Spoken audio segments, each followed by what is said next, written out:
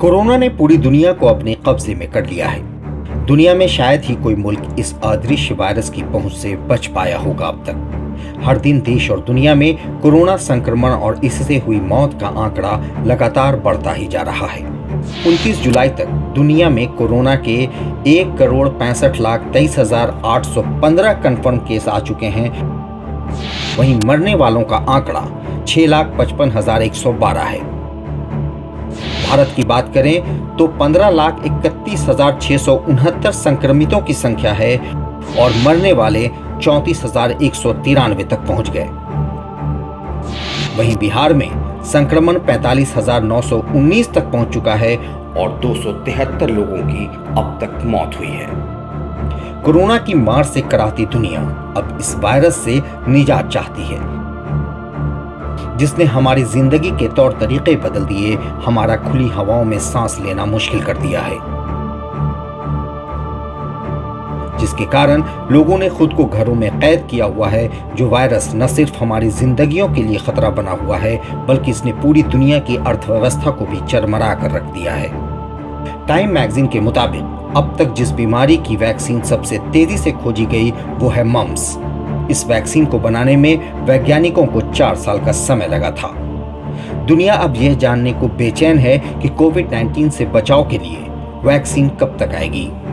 BBC में छपी report के अनुसार कोरोना महामारी के खिलाफ विश्व में वैक्सीन की करीब 23 परियोजनाओं पर काम चल रहा है, जिनमें ऑक्सफोर्ड यूनिवर्सिटी, मॉडर्ना फार्मास्यूटिकल्स, चीनी दवा कंपनी सिनोवैक बायोटेक के वैक्सीन डेवलपमेंट प्रोजेक्ट्स अहम हैं। इस वैक्सीन का ट्रायल दुनिया के कई देशों में चल रहा है। मई में WHO ने ऑक्सफोर्ड के प्रोजेक्ट को सबसे एडवांस कोविड वैक्सीन कहा था। इंग्लैंड में अप्रैल के दौरान इस वैक्सीन प्रोजेक्ट के पहले और दूसरे चरण के ट्रायल का काम एक साथ पूरा हुआ। इस वैक्सीन का ह्यूमन ट्रायल 18 से 55 साल के 1000 से ज्यादा वॉलंटियर्स पर किया गया है। ऑक्सफोर्ड यूनिवर्सिटी का ये वैक्सीन प्रोजेक्ट अब ट्रायल और डेवलपमेंट के तीसरे और अंतिम चरण में है। भारत की सीरम इंस्टीट्यूट ऑफ इंडिया ने भी ऑक्सफोर्ड कोविड वैक्सीन के भारत में इंसानों पर परीक्षण के लिए सरकार से मंजूरी मांगी है। बॉस्टन की कंपनी मॉडर्ना वैक्सीन प्रोजेक्ट अपने अंतिम चरण के शुरुआती हिस्से में है। इसे डोनाल्ड ट्रंप ने कोरोना वायरस के लिए सबसे तेज वैक्सीन प्रोजेक्ट कहा है। इसका लक्ष्य 2020 के आखिर तक वैक्सीन बनाने का है।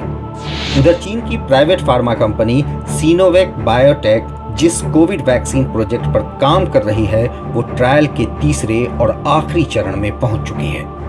मॉडर्ना और ऑक्सफोर्ड के बाद ट्रायल के अंतिम चरण में पहुंचने वाला ये दुनिया का तीसरा वैक्सीन डेवलपमेंट प्रोजेक्ट है। कोरोना वैक नाम की इस वैक्सीन का फिलहाल ब्राजील में 9,000 वॉलंटियर्स पर ट्रायल चल रहा है। कोरोना महामारी के लिए जिस रफ्तार से वैक्सीन डेवलपमेंट का काम चल रहा है, उसे देखते हुए ये कहा जा सकता है कि अगर सब कुछ ठीक रहा तो 2021 की शुरुआत तक सिनोवैक बायोटेक की वैक्सीन सरकारी मंजूरी के लिए तैयार हो सकती है। भारत भी इस मुहिम में शामिल है। भारत में 2 वैक्सीन प्रोजेक्ट्स को इंसानों पर परीक्षण की मंजूरी दी गई है। फार्मा कंपनी भारत बायोटेक की कोवैक्सीन उनमें से एक है। वहीं दूसरा vaccine project Zydus Cadila healthcare limited का है। कोवैक्सीन के डेवलपमेंट प्रोजेक्ट में सरकारी agency Indian council of medical research and national institute of virology शामिल है।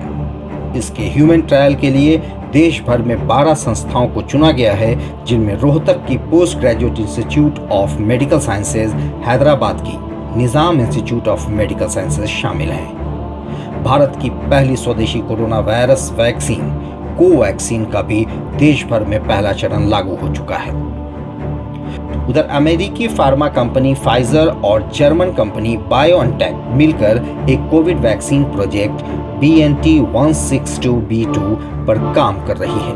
ये वैक्सीन प्रोजेक्ट इंसानों पर परीक्षण के आखिरी चरण में पहुंच चुकी है। कंपनी की योजना साल 2020 के आखिर तक वैक्सीन की 10 करोड़ और साल 2021 के आखिर तक 1 अरब 3 करोड़ खुराक आपूर्ति करने की है।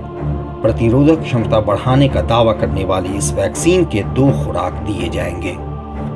वहीं CNN की रिपोर्ट के मुताबिक रूस की गामालेया इंस्टीट्यूट द्वारा 10 अगस्त या उससे पहले विकसित किए गए कोविड-19 वैक्सीन को मंजूरी मिलने की उम्मीद कर रहे हैं। रिपोर्ट के मुताबिक वैक्सीन परीक्षण के दूसरे चरण में है और 3 अगस्त के बाद परीक्षण का तीसरा चरण शुरू करने की योजना बनाई जा रही है। इससे पहले इंटरफैक्स ने रूस के स्वास्थ्य मंत्री का हवाला देते हुए बताया कि चरण 3 के परीक्षणों के साथ वैक्सीन का व्यापक रूप से उपयोग किया जाएगा। लाइव सिटीज से शादाब मलिक की रिपोर्ट। अगर आपने अभी तक हमारे YouTube चैनल को सब्सक्राइब नहीं किया है तो इसे ज़रूर सब्सक्राइब करें। अगर आप Facebook के माध्यम से ये देख रहे हैं तो पेज को लाइक करना नहीं भूलें।